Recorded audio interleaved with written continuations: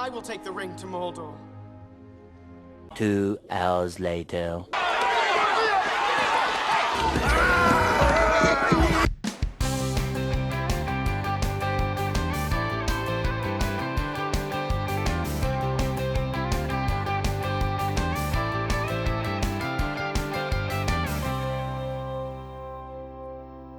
Hi everyone, I'm Luke Hector and this is the Broken Meeple, a show where I devote my time to ranting and raving about board games, but usually more the ranting part, let's be truly honest. We'll get on with the review in just a moment, but first I just want to say a quick word about my sponsor. As gamers, we find it hard to deal with empty shelves, some worse than others. You therefore want a supplier that has what you need at affordable prices and delivers on time. For me, that supplier is KIENDA. They offer a discount on bulk purchases as well as a point scheme for future acquisitions down the line. If there's a hot title you're after, chances are KIENDA's got it. Wingspan? Mine. Arc Nova? Mine. Eclipse? Actually I hate that game, it's terrible, but you might like it. If you use the referral link in the description below and sign up for a new account, you'll get 5% discount on your first order over £60. So let's make gaps in your collection a thing of the past. Get down to KIENDA and start saving today. Thank you for listening and enjoy the rest of the video. Get on with it. I want to talk about games that are getting a lot of buzz online and social media. Fate of the Fellowship is that one. Z-Man Games, Matt Leacock, effectively a spin-off of the Pandemic system, which to be fair is a system that has been so done to death it kind of needs to hurry up and die at this point. But that's not to say I dislike Pandemic, it's just, oh, for crying out loud, can we stop now? It is a bit like a dead horse. Already dead. But this one is meant to be kind of more Lord of the Rings rather than Pandemic. There's definitely some like nuances from Pandemic. There's like some inspiration here, but it's meant to be a Lord of the Rings co-op game first rather than a Pandemic game first. And certainly I think that does actually come through, but you'll see more as we go through. The idea is that this is a co-op game, 1 to 5 players, that allows people to basically take control of Frodo and various other characters, perform a few objectives, get the ring to Mount Doom, and chuck it in, just like you expect from the movies. And I'm a massive fan of the Lord of the Rings movies. You know, it's probably my second favourite trilogy of all time. Favourite's definitely got to be Back to the Future. I'm sorry, it's just brilliant. But then so's Lord of the Rings, but that does have some stupid moments in it. But yeah, I really do enjoy the theme. I've got the LCG, which to be fair, I've not played in ages, and I've played other stuff like Journeys in Middle-earth and, you know, a few other various card games to do with it, but most of the time they tend to be abstract games. They tend to be like ones where the theme is second and the mechanics are first, so I'm hoping that this one is more of a thematic experience that should help to elevate this as we go through. Oh well, without further ado, let's crack on and see what's what. I'm going on an adventure! To win Fate of the Fellowship, you must complete a series of objectives. You'll have a few at random, and the final one to destroy the one ring in Mount Doom, and everybody will take control of a selection of characters, 2 each that have different special abilities between them, and start at different places on the board. The board would have a predetermined setup in terms of enemy red little miniature forces, as well as Nazgûl and the eye that's trying to see you. It's all got a predetermined setup, except for the deck of cards, which you will cater based on the difficulty rating. On your turn, you do 4 actions with one character and 1 action with the other character. These actions involve attacking other troops, capturing strongholds, preparing cards and tokens for later use, and travelling across the map, which has its own fair share of perils, particularly if you're Frodo, who constantly has to keep dodging the eye every time to stop being searched. After you've done your turn and done your various actions, you will then draw 2 cards from the main deck, and hopefully you won't pull one of these Skies Darkened cards, because these Skies Darkened cards increase the threat rate. It means more bad stuff will happen to you, more things appear on the board. It effectively just makes the game harder and harder. But what you're hoping for is to draw more cards that have the various place names and icons on them, because this is kind of like your currency to perform various things during the game.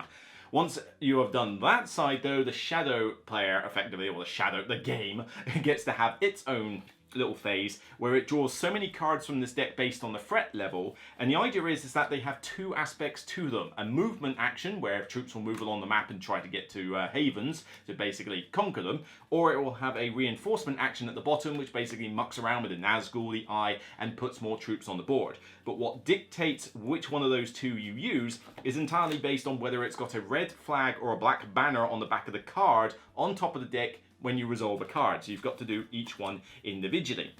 This is how the play will continue throughout the game. Players will lose if their hope track ever gets down to 0 and they just fall into despair. It's like, everything's lost, we're all depressed, Frodo's gone, yeah, all hope is lost, and they just get conquered. But the idea is that if you can survive long enough, particularly to the final objective, which involves one last roll to not lose all your hope at that stage, to complete all the objectives and destroy the ring, then all players will win. Certainty of death, small chance of success. What are we waiting for? In terms of components, they're decent enough. I mean, the board is a fairly sturdy board from what I've played with. The cards are decent stock, you know, it's probably worth maybe sleeving them, but I don't feel that you have to. I like the little Nazgûl miniatures that you've got on these little pedestals that move around the board. You've got little tiny Meeples, which are tiny. They are a little bit on the tiny side, but as for when we get into a negative later, you're going to be glad that they are small. You've got pretty decent custom dice, and you know, generally it's a decent production, although money in terms of value is wasted a little bit on the dice tower. You're a monster! Yes, I'm one of those heathens that hasn't assembled the dice tower. It comes with a Sauron Eye dice tower, which is basically these parts all put together. You got to spend a while doing, and it's basically just a dice tower to roll dice that has a big eye on the top and looks cool.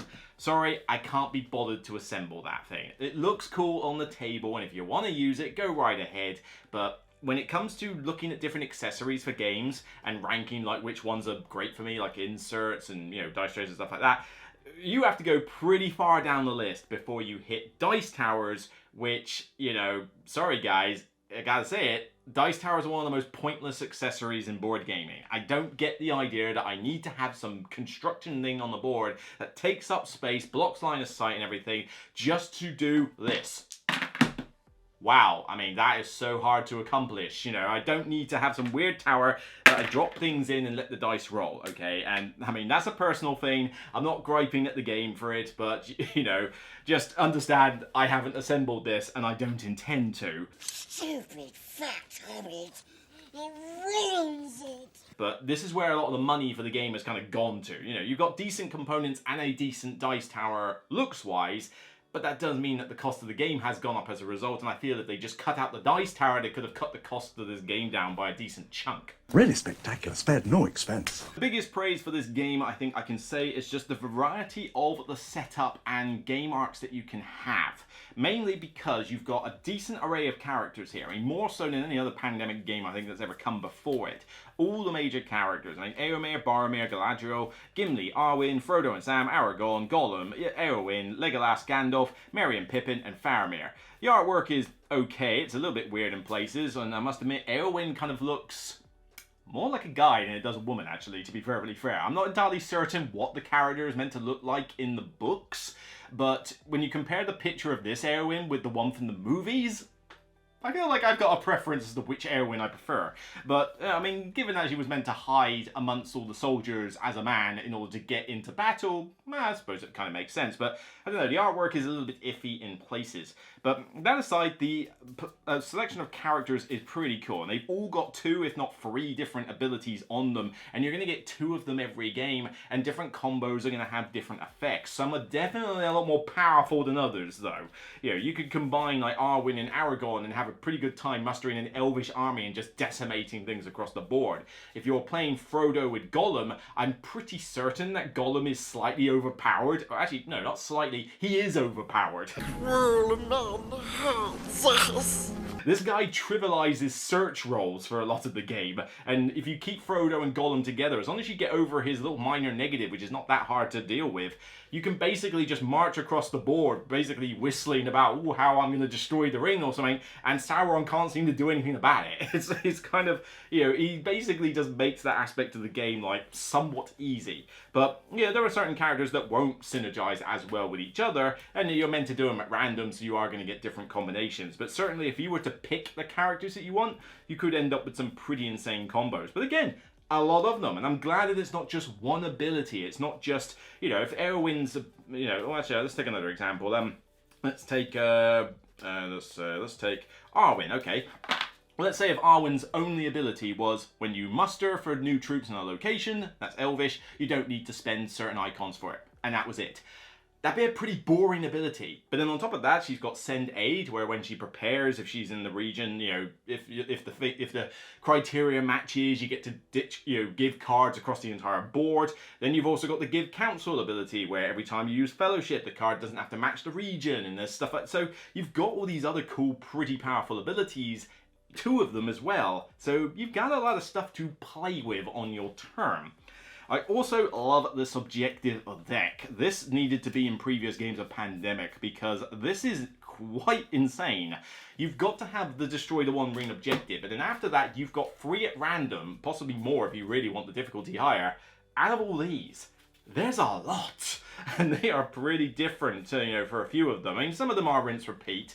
I mean, you know, you've got Shelob's Lair and Confront the Balrog, which is pretty much the exact same thing, just a slightly different story tweak, and with different characters in different locations. So there is a little bit of rinse repeat in some of these.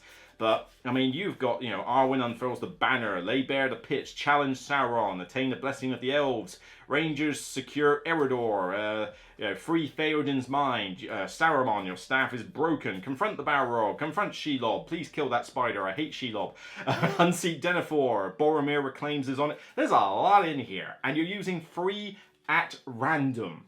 So this creates all sorts of different setups that the game can have, which result in a lot of cool game arcs for the game to proceed through. And again, some objectives synergize better with each other, and they do cause some very different styles of games. I've had games where you find a few objectives where you have to do a lot of teamwork to do each objective. But then I had one game recently where I played a 4-player and, a 3-player, and the objectives basically had each person going for one of the objectives on their own because it didn't require anybody else to team up with them. So you almost had like 3 Lone Rangers going off sorting out one of the 3 objectives to do before we dealt with the whole Frodo and the ring thing. So it does create some unique setups here and there and makes more aspects of the game important from time to time. Like an objective might really need you to focus on the dwarfs, whereas in another game you barely need to go anywhere near Dale and you don't really care. There's just a lot of good variety here, and I would have expected the game to have just given you maybe, you know, 6 characters, maybe like, you know, there you go, there's your 6 characters including Frodo, and we'll give you 8 objectives. You know, that's what I would expect most games these days to do. But the fact that they give you all of these on top without the need for an expansion, and if you want to expand the game in the future, you could just give me more characters and more, you know, more of these and I'll be perfectly happy, is pretty damn impressive. You know, it adds to the value of the game, but I just think the fact that they actually went the extra mile to put this much variety in is a good thing. You know, I really like it. Now, the game arcs as they progress, certainly there's a kind of a positive and a negative for it. I love the early game. I particularly love the mid game. Not so much the end game. The middle is kind of like the highlight of these games, because when you start off, you're kind of building up, you're trying to get your cards, trying to get your stuff going, you thought, right, I need to go over to here and get started on these objectives and that's all fun and all, but it's more of a setup phase, you know, Act 1. Act 2 is when the real, like, theme and the meat of this game really come through, because you're getting into these objectives, there's more troops on the board, you have more stuff to play with, you're getting involved in combats, taking strongholds, you know, and all of this stuff is going on. And so the middle of the game is where the paths can differ a lot. The end game, though, is where things get a little bit linear for my liking. You know, dealing with Frodo and the ring is what you have to do at the end. And to do that, you have to get to Mordor. You have to have a bucket load of stealth tokens to even go along these paths, because you have to get rid of tokens to go along paths. You have to make a ton of search rolls. You have to go along these paths. You have to have 5 ring tokens by the time you get there before you can chuck the ring in. And that makes the end game basically proceed kind of the same all the time. You know, you have this sort of, you know, you have like a branching situation where you've got like 5 different paths that you can follow at the early game. And then in the mid game, each of those fingers there could have another 5 paths that you could follow, and you could have some pretty good variation there. But it feels like an all roads lead to Rome sort of scenario where you've got all these different branching paths, but eventually it all congregates into one, which is this bit that you have to do at the end. And that gets very repetitive between games. I kind of wish that, I mean, obviously it's thematic. I mean, he's got to chuck the ring into Mount Doom. It's what you've got to do. Destroy it! No. I wish that maybe there was multiple ways you could approach the Mount Doom situation, because really, you can only get in there from 2 different routes. You need a bucket load of stealth tokens one way or the other.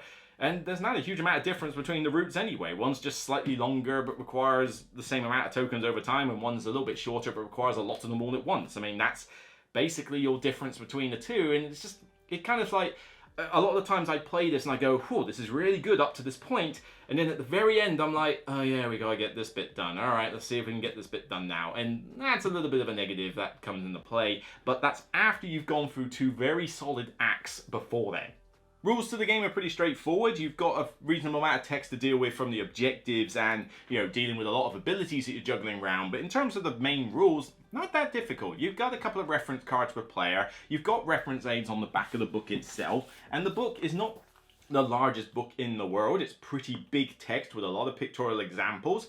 And if you are even remotely familiar with Pandemic in the slightest, as much as this is definitely a Lord of the Rings game first and Pandemic second, there's still stuff that comes over, you know, the whole, like, the shadow deck of cards, the fret rate, the draw and discard function, even the fact that you've got a hand limit of 7, which feels a bit more redundant here than in other games. I don't see why they had to keep the hand limit bit here. Maybe it would have been too easy otherwise, although we'll get onto the difficulty bit a bit later. But, you know, generally there's a lot of stuff that will be familiar to you, and the stuff that is different isn't going to take that long to grasp or teach.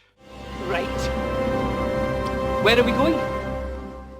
And when it all boils down to it, this is definitely very much a kind of heads down, really think about the puzzle that's going on here. And you've got a good expansive puzzle with a lot of different elements to it. You've got multiple different havens that the enemy is marching towards, some of which are under more threat than others. You've got the different objectives that you've got to do, all these different characters with abilities. You've got to deal with the fact that these Nazgûl are constantly chasing Frodo around the board with the eye following them and stuff. And you've got to micromanage this hope track. There's a lot of stuff that you're thinking, well, I could do this, could do that, could do that. Or it's like, I don't know.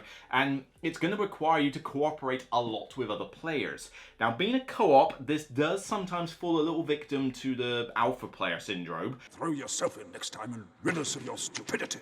Not as much as other co-ops can. You know, there's a lot going on that's very difficult for the alpha player to entirely gauge what's going to happen. Like, you can't predict everything, and certainly there's a lot in here you can't predict at all. We'll get onto that. But in terms of like an alpha player trying to tell people, all right, you know, you need to do this, it can fall victim to that a little bit, where somebody will have a situation, it's like, well, you know, this has got to be sorted, so you need to take your character from A to B to C to D in order to facilitate this for the next turn. And it may be that somebody who knows this game quite well is going to get into that situation with players. Not unique to this game, all the other Pandemics kind of fell victim to it as well, but this one certainly will as well. It's not going to escape that factor. But if you can get past that thing and you don't have alpha players in your group, there is a lot of grounds for discussion. There's a lot of times where you are going to have to work together and you're going to have to coordinate these heroes all over the place. You know, maybe not for the whole game. I mean, the game I mentioned where everybody went off as a lone ranger, yes, we split off. You know, I went down the middle with Frodo and Gollum. I took a little route past the elves area. The elves, Arwen and Aragorn, basically went into Mirkwood and had to basically rise an elvish army to kill all the orcs there as part of their objective. We left them to their own devices. And then Merry and Pippin and Faramir, I think, did a load of stuff down Gondor way to try and facilitate the, the Merry and Pippin objective, whatever it's called. I forget what it's called. But yeah, hobbits pledged their loyalty, so they were doing their own thing there. So all of us were split off to begin with, but then eventually we did have to congregate. We did have one objective that required somebody to come down south, and we obviously had to coordinate with each other what we were doing there. So whether you play this, you know, with 2, 3, 4, 5 players, there's definitely going to be a lot to discuss. What do trees have to talk about, Except the consistency of squirrel droppings. The game also has a very strong thematic element. I mean, I said that this was a Lord of the Rings game first and a Pandemic game second. That is definitely true. The Lord of the Rings theme here is very strong. With the characters that you're using, how they work, with the different objectives that you can do, with the way that the game plays out, and how you're leading on to Mount Doom and how things are getting harder and harder. A lot of this is true to what the Lord of the Rings movies and books were like, how the characters should act, how the sort of events play out. I mean, if you're playing the introductory game, you are pretty much copying the movies. You know, you have a starting objective to get yourself to Rivendell and that, but then you've also got an objective where you've got to take down Isengard, just like the movies, and then you've got the Mount Doom one, obviously, but then you've also got to, you know, challenge Sauron in Ithilien by doing what they did in Return of the King. So the introduction scenario is pretty much bang on what you do in the movies, but then when you flex around with the objectives, you can do all sorts of other stuff that happened from the books or from the movies. I mean, I am not an aficionado with the books. I've just listened to the audio books once, which felt more like a sing-along than it did an actual audiobook. But, you know, there's some stuff here which I'm not aware of. You know, some of them are blatantly from the movies or like you recognize them. But then there are a few here where, you know, it's like lay bare the pits in the murk in Dol Guldur. Not quite sure what that's referring to. Subdue Umbar. I don't think that ever happened in the Lord of the Rings movie. That didn't happen in the movies. I'm not sure that happened in the books either. And, you know, there's a few bits and bobs in here where I'm like, okay, I recognize some of this from the lore and some of this not, but maybe there's some Lord of the Rings experts that could probably, you know, fill in the blanks there.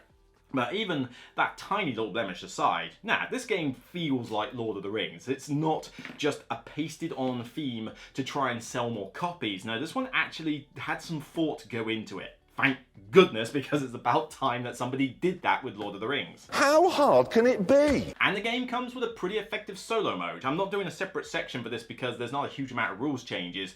Mainly, normally you have two characters, you have cards for each player, and in order to give cards to each other, you've got to do a specific action, which is very hard to coordinate. Solo mode's a bit on the simpler side. You essentially have the Frodo character, but then you also have 4 characters that you pick at random as your characters, and what you do is that you basically do each character in sequence. So you always do one action with Frodo, but then you do 4 actions with the particular character. So first it will be 4 actions with Boromir, then 1 with Frodo. Then 4 actions with Éomer, then 1 with Frodo. Then 4 actions with Faramir, 1 with Frodo. And between each character, you're doing the drawing of cards and the shadow deck and all that stuff. So it's effectively like you're playing a 4-person game by yourself, but this is definitely the preferable way to do solo. Don't try to do multi-handed between multiple players. It's quite a lot to juggle at that point. This, though, makes it fairly simple to jump into a solo game. You know, you have got all the characters to play with. You can focus on the puzzle yourself, and the main 2 changes are that some of the actions are slightly tweaked. Like, you never have to deal with the fellowship action to give cards when you're in another player's location. Thank God. You know, you have a shared pool of tokens and locations. I cannot begin to tell you how much of a lifesaver that is. However, the negative is that the prepare action, which normally you could just do willy-nilly, now you've got to have the card matching the region you're in. That's a bit more restricted, but they kind of had to do it because otherwise I think solo would have probably been too easy as a result. But I enjoy playing this solo. I mean, it's fun to play this with multiplayer, but I think the solo game's pretty damn solid in this. You know, very easy rules tweaks. You could easily learn the game via the solo mode, because it wouldn't take you long to convert yourself to multiplayer afterwards, because you'll get the majority of the game's mechanics playing it solo, and it leads to the same coolness of having multiple objectives and figuring out this cool puzzle. So overall, solo mode is a win. This is why Superman works alone. So quite a lot of good points to talk about there, but this game is not without its fair share of negatives. Firstly, the board itself. Now this is a very divisive point. There are people who have gone on reviews saying that they're not fans of this board. And then you look in the comments and I see a lot of people coming at them with pitchforks going, what are you talking about? This board is amazing. It's so easy to visualize. Are you blind? You know, and stuff like that. I think that there's a middle ground here. The board is not perfect. There are problems here. It is a very busy board. Now, I personally don't have too much trouble visualizing where things are going on the board when it's like this. You know, if you took out all the pieces, the board itself is not too difficult to follow. You know, you've got a lot of colored arrow paths going everywhere, some of which have got very similar shades of green and blue, which makes them a little bit hard to distinguish, but you know, for the most part, I can usually follow where they're going. When you flip over a card, it's got the highlighted region as well as the sort of like rough idea of where the path is. So you can follow that and generally get a good idea of where things are going. The borders between regions, they're just a dark grey line between them, which is fine when you're comparing, say, Eredor to Inidwaith, or whatever you pronounce it as. But then when you're trying to distinguish the borderline with the Misty Mountains and, you know, north of Gondor and sort of a Ithilien area, it gets a bit hard to distinguish it from the mountain ranges. It does blend in a little bit too much. Now, this is when it has nothing on the board. when you put everything on the board, including all the little miniatures, the Nazgûl and the eye and stuff, holy moly does this board become an absolute clusterfuck. John Spartan, you are fined 1 credit for a violation of the verbal morality statute. Yeah, this, it gets a little bit ridiculous, especially with lots of players. With 3 or less, it's not too bad. 4 or 5, when you've got a lot of stuff going on and lots of these shadow cards getting flipped over, it's like, Jesus, man, it's taking a while. But the problem is that a lot of stuff is being squeezed onto this board, which is fine if you didn't have to put components on the board as well, though. Because these little guys, yes, they're small and that's all well and good, but, cool blimey, you have to, like, you know, squeeze a bunch of them onto one location at times. But you might have a small little circle here that is surrounded by, I mean, I kid you not, there's one here, South Aphelion, right? Actually, no, let's go for Osgiliath, all right? People recognize that one. There are 1, 2, 3, 4, 5, 6, 7, 8 arrows coming in and out of that location. 8! And that is just the arrows from roots. You know, and this is in the middle of a region that is very tall and thin. So imagine if I've got a bunch of people here, right? There you go, 6 little miniatures. I already can't see the location. Then you've maybe got 2 characters. Where the hell do I put these? But then, let's say I've also got 3 Nazgûl flying in the area, which is kind of small, actually. A lot of the times you'll have 6 or 7 in one region, okay? So I've got to squeeze those in somewhere. Now they're covering all the other locations. Oh, by the way, Sauron's here to visit. You know, I'll stick the eye in somewhere and try and squeeze them in there. Before you know it, I can't see Jack in this region. It's insane. I mean, Aphelion is probably the worst offender for this. Misty Mountains ain't particularly good. Some of the bigger regions, like Eredor and, you know, Rovanian, is that how you pronounce it? I don't know, you know, aren't too bad. But, man, some of these places are so jam-packed full of iconography and arrows and stuff that as soon as you put any amount of components near them, it just becomes impossible to see what is there. Like, I cannot, just with this setup, which is not uncommon, particularly by the end game, to have this setup here, I cannot see what locations are in Aphelion, where the arrows are going, or even who's in what location. It's just too cluttered. And, you know, it's not that the game becomes unplayable at that point, but man, does it become more fiddly. You've got to, you know, normally you would take a piece and you would move it one location at a time as you move it from place to place. No, here you have to basically go plump, and like pick them all up in one big lump and stick them on the last location after you've pointed with your finger to try and see what's what. And woe betide you if you knock anything over, because it's just going to have a cascade effect. But it does become a little bit problematic, and that's for me to see with like 20/20 vision, you know, and you know, like no color blindness or anything. But if you're remotely colorblind, or if you're not the best at like vision, or the lighting's not great, I mean, bearing in mind a lot of people are seeing this directly from the top down, which means that it's easier to see stuff than if you're at an angle. You know, people forget that aspect. It does become a little hard to visualize what's going on. The setup time and the length of this game, also a little bit insane. I mean, the box will tell you that this game is playable in 60 to 150 minutes.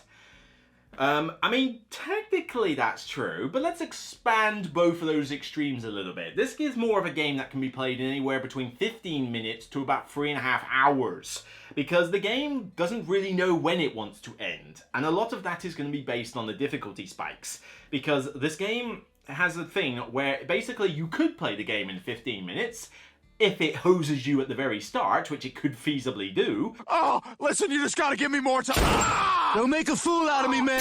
But then it could also drag out to 3.5 hours if you're playing this with 4 or 5 players and you've got multiple objectives and you're trying to get it all done, and the game's like going to its last marker and you're discussing loads of stuff, and it's like the game really is not a short game by any means. I mean, you are not winning this game in a short space of time. You are losing this game in a short space of time, but you are not going to have done all the objectives and everything and got to Mount Doom and done that whole stuff in less than easily 2 hours, I would imagine. I mean, if you're playing solo, it will be less, of course. You're playing it by yourself, but then my solo games have varied a lot in length because of how much I've been hosed by the game, or how long the game's progressed, or how complex the situations have got, you know, or even if you're trying to learn the game for the first time, it's varied a lot. This is a game that just doesn't know when it wants to end. You can't plan for how long you're going to play this in a game night, because win or lose, this game length could take you barely any time at all, or it could take you the entire night.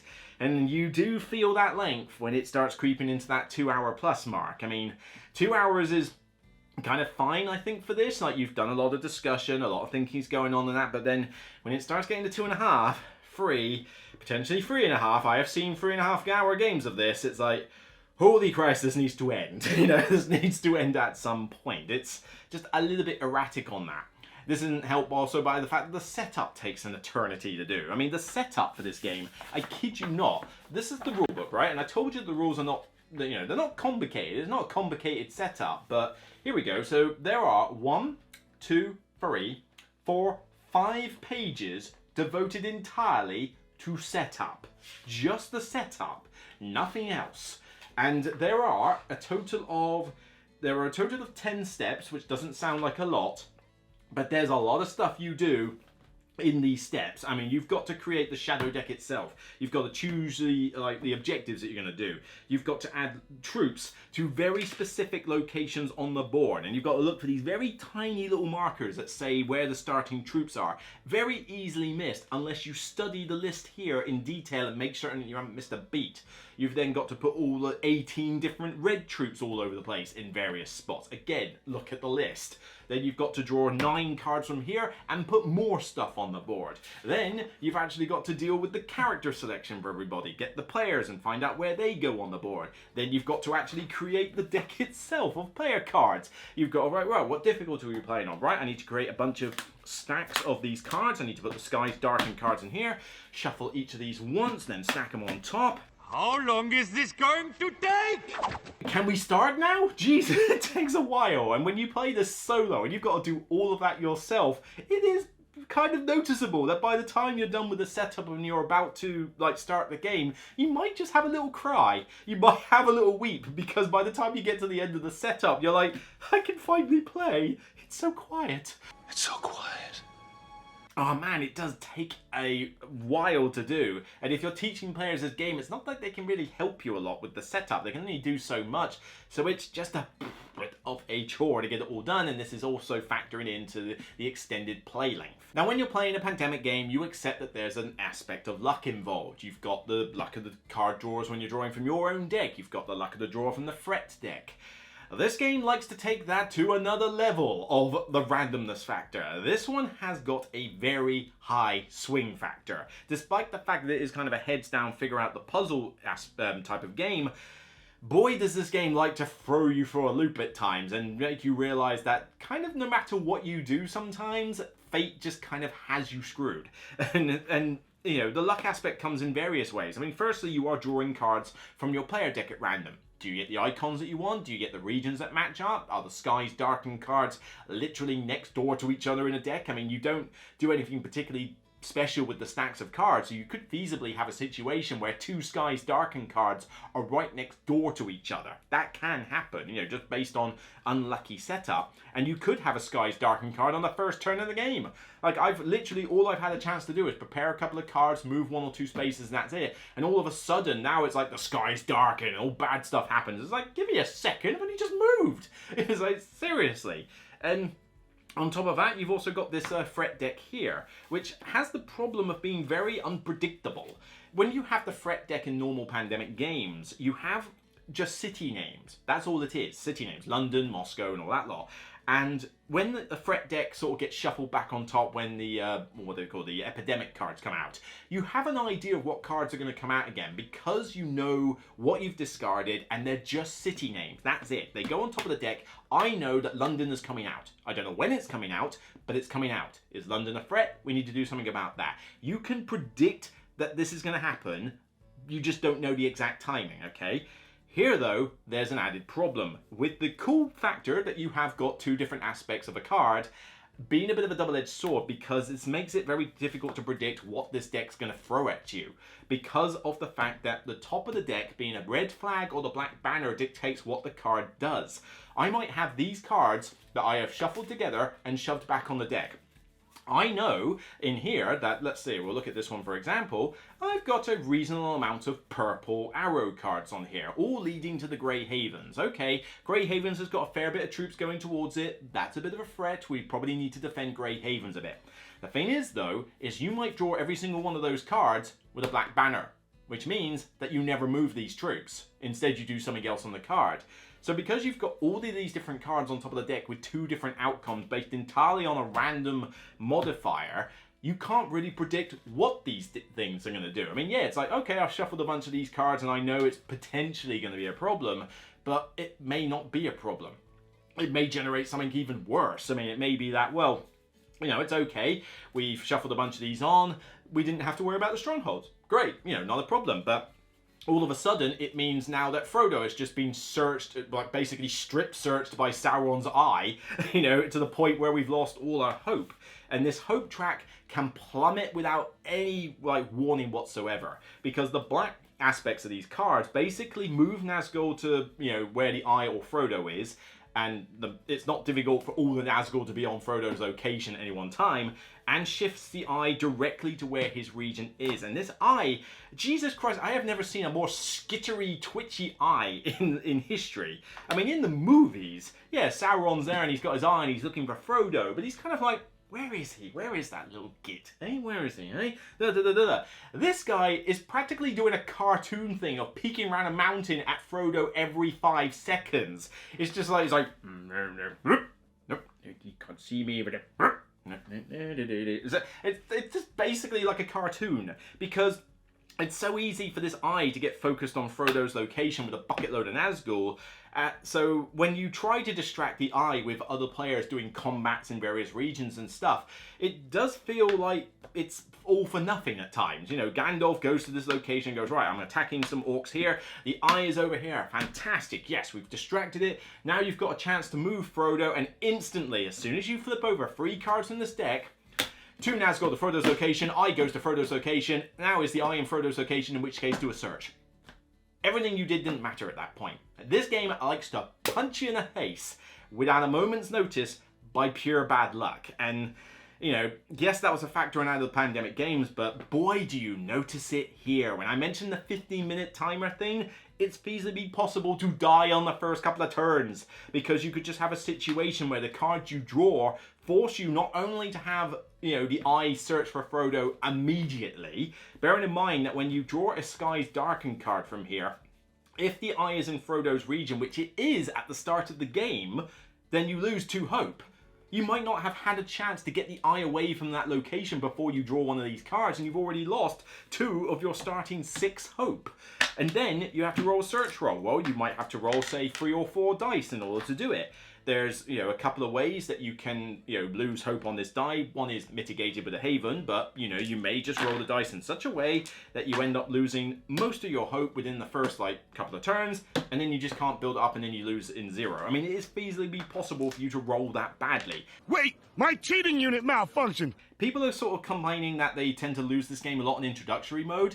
I haven't found that yet. Introductory mode, I think, is a good level of difficulty. You only have 4 Skies Darkened cards in this deck.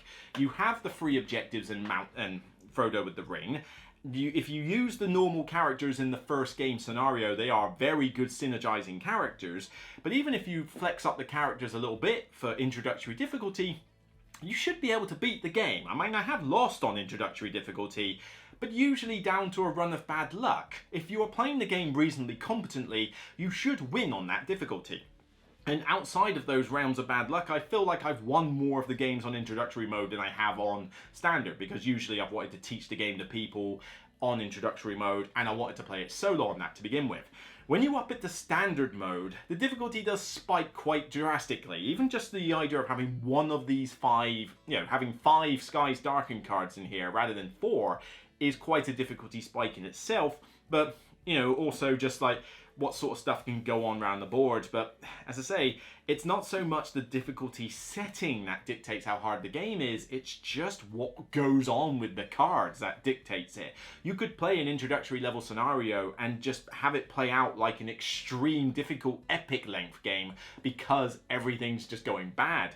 But then you could play it on a hard difficulty and just feel like you absolutely walked away with it because the stars aligned for you in every way. And that is what dictates how hard the game is. Not the difficulty rating, just what this deck kind of throws at you.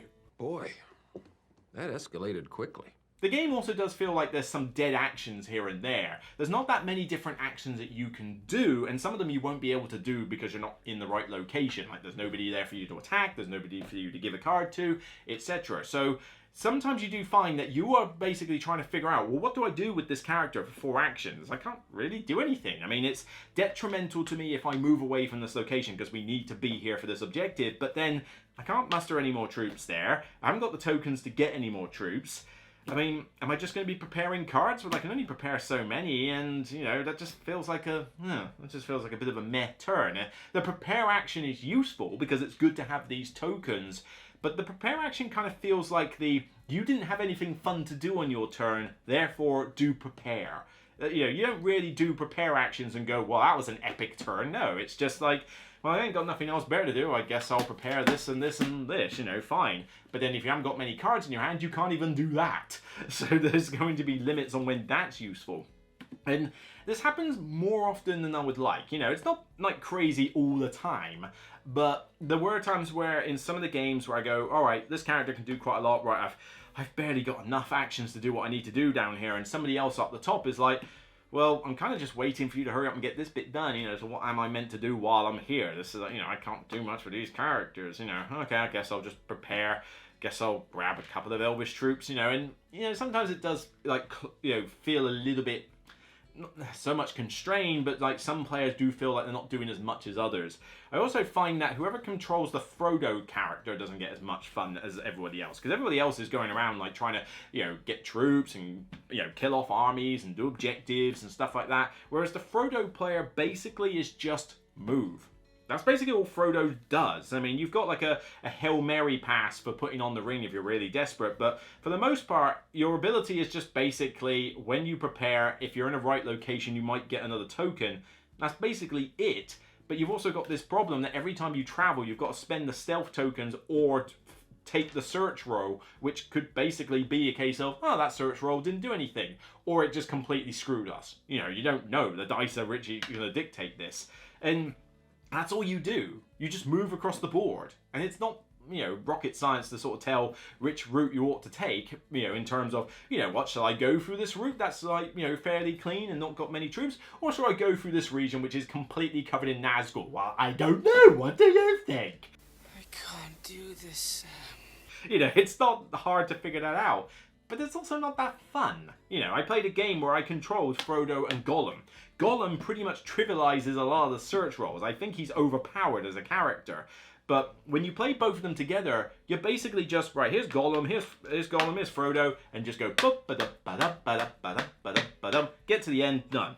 You know, there's not a huge amount of fun that you can have with those two characters as a pairing. But when somebody does have Frodo, which, you know, has to be a playable character in the game for obvious reasons, that one just doesn't feel like as fun a character to play as the others. I would have probably preferred it if you had, say, you know, 2 characters each from the lore, and Frodo was just this neutral global character that only got 1 action a turn that everybody controlled, you know, so that everybody got to do something with Frodo but only 1 action a turn. That would have been, I think, better, because then you could have had more fun with the characters that are more interesting than Frodo. I mean, come on, let's face it. You know, I love the Lord of the Rings trilogy, but does anybody ever watch the trilogy and go, oh yeah, Frodo was my favorite character? When does that ever happen? You know, it's a pretty dull character in the movies. He's a pretty dull character in this game as well.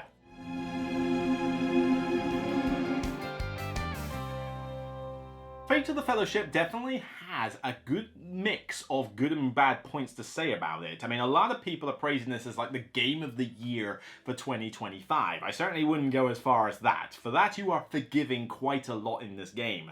But the negatives aren't necessarily, you know, all really nasty negatives that completely kill the enjoyment of the game. Certainly, I think the graphic design is a bit of a fail in places. The swinginess of the game does mean that you are kind of at the mercy of the game rather than, you know, feeling like your choices meant something. And, you know, there is the high difficulty spikes caused, again, by that swingy luck factor.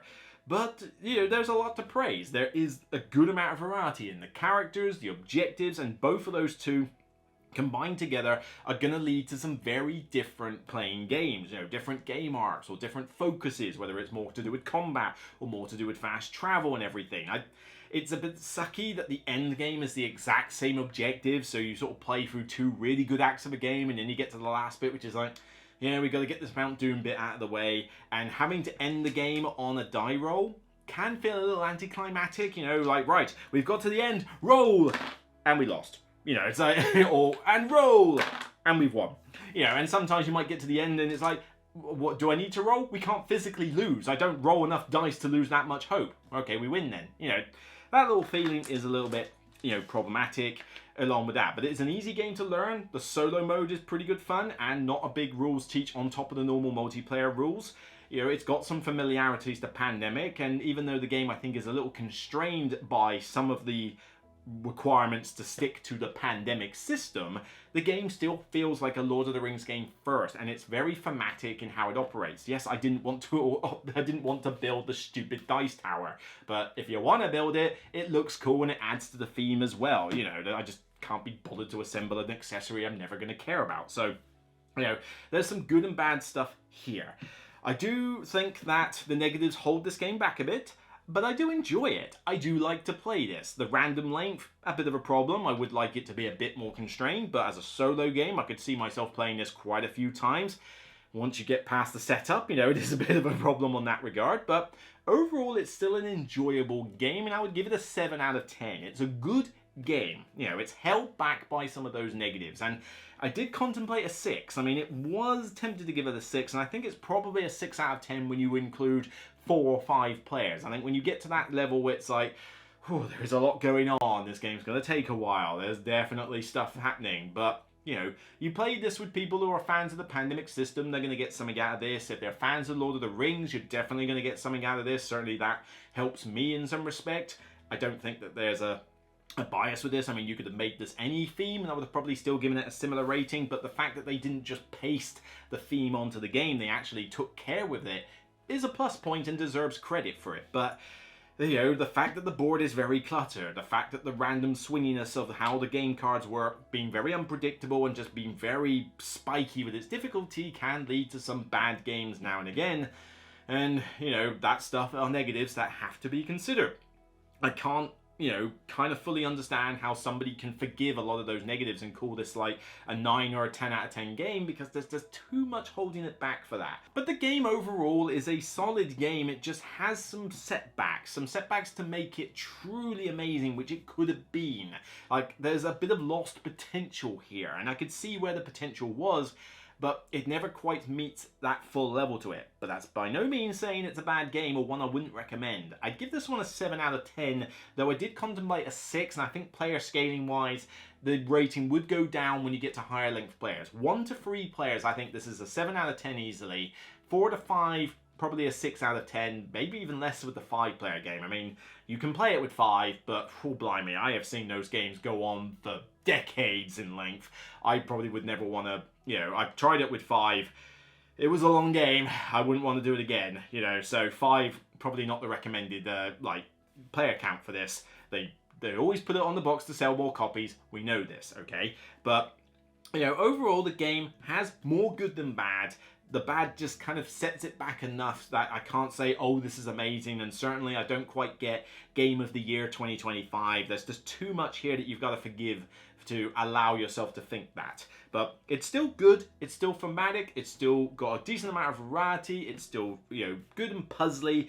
It's just very swingy, very spiky in its difficulty rating, has a bit of a graphic design issue with trying to see what is going on, particularly with the cluster, you know, of all these things here, and the value of the game is hampered by the fact that you've got this stupid dice tower that you just do not need. But, you know, whatever. I mean, that's not affecting the rating. It's just, I just would care. I would rather they sold the dice tower as a separate accessory that you could buy and make the game cheaper, because not everybody cares about dice towers, okay? Sorry, dice tower, but, you know, it's your logo, great, but dice towers are just not an interesting accessory, all right? So, you know, those little blemishes aside, it's still a good game. I recommend it, but I do feel like it could have been so much more. All shall love me and despair. So that's it for me on this episode of The Broken Meeple. If you like what you see, then please thumb it up on YouTube and thumb it up on Board Game Geek when it goes live on the page. Check out the rest of my content recently with all the Beyond the Base Game expansion reviews for the South Tigris trilogy games from Garfield Games. Check out my sponsor KIENDA. They got good games for sale, good prices, good delivery, good reliable service. What more do you want from a supplier of games in the UK? Also, check out the Patreon if you want to help support the channel, you know, in order to get games like this, which this was not a review copy, this was entirely bought out of my own pocket. You know, the Patreon helps to keep the channel running and allows me to get games like this in order to give them full reviews for you. So, by all means, thank you to everybody who does support the show. You make it possible. So take care, and remember, regardless of whether you want to throw me into Mount Doom for not giving Dice Towers respect, it's still only a game, so bye for now. Stupid fat hobbit.